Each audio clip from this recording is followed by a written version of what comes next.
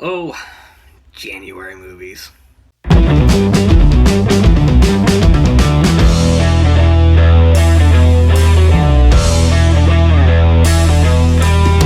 Hey, what's up? My name is Nelson, and today I'm talking about the 355. When a top secret weapon falls into mercenary hands, a wild card CIA agent joins forces with 3 international agents on a lethal mission to retrieve it, while staying a step ahead of a mysterious woman who's tracking their every move. Well, that's all I'm going to say. This is a spoiler-free review. First off, this cast, it is some big heavy hitters. You got Jessica Chastain, Penelope Cruz, Diana Kruger, Fan Bingbing, Edgar Ramirez, and Sebastian Stan.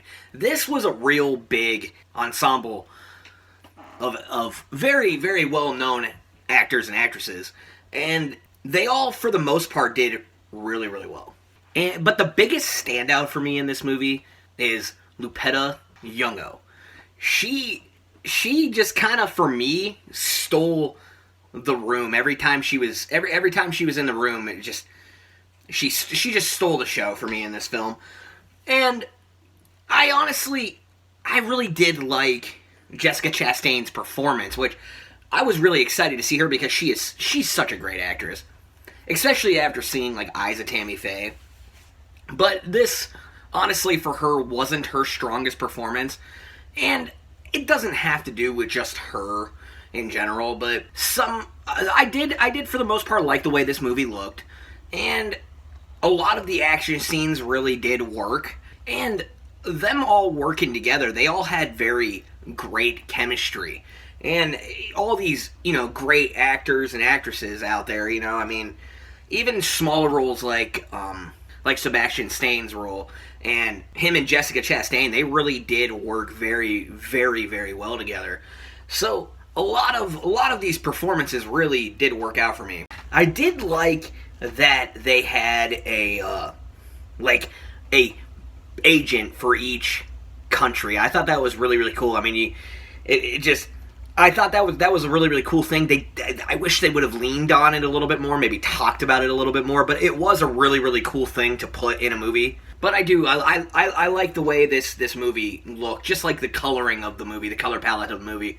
It did look really, really good. But these action scenes were very, very Cutty, cut, and it kind of just, I would be enjoying a fight scene, and then you couldn't really see what was going on because the camera was so cutty and jumpy and just very shaky cam, and I hate that. It's just like, if you're gonna do this big action film, especially how many action movies are out there and how much this movie has been done before. If you're gonna do it right. I need good action scenes at least. Even if it is a poor written story, at least give me good action scenes. And this movie, it didn't really deliver. But, like I said, it is good with just at least the performances in this movie. The performances were pretty amazing. And these actresses, they're too good for this type of movie. I feel like a lot of them, I'm like, Jessica Chastain, she might win Best Actress in this year, and it's just like I couldn't believe she took this role on. But without this cast, this movie would have been absolutely nothing. And there's lots of moments in the movie that do slow down, and it's very cliche, but there is this moment in the movie where they are, they do the little, they have the fight, and then they got to figure out what they're going to do next after that first fight. So they all sit at a bar and they all enjoy, drinks together and kind of get to know each other a little better in the movie. And that was a cool moment in the movie, as cliche as it was.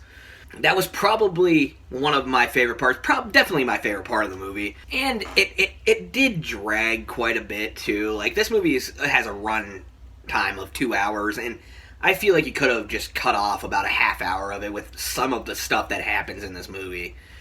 And it's just, in general, this movie just, it was a kind of a mess, but there were things in this movie that I did enjoy. I didn't completely hate this movie. There were some things that I did enjoy. And unfortunately, this movie will be one of those movies that kind of just came and went. Just one of those action movies, there's one every single year. For my score for this movie, I'm going to give it a 45%. Like I said, it is January, and we do know what happens to what happens to movies go to die in January. But next weekend, I am pretty optimistic. We do have Scream 5 Cream. I'm very, very excited. I do love that franchise, so we do have that to look forward to. But if you like what I'm doing on this channel, like and subscribe. Follow me on Instagram at Nelson Reviews. Follow me on Letterboxd at Nelson48. Peace out.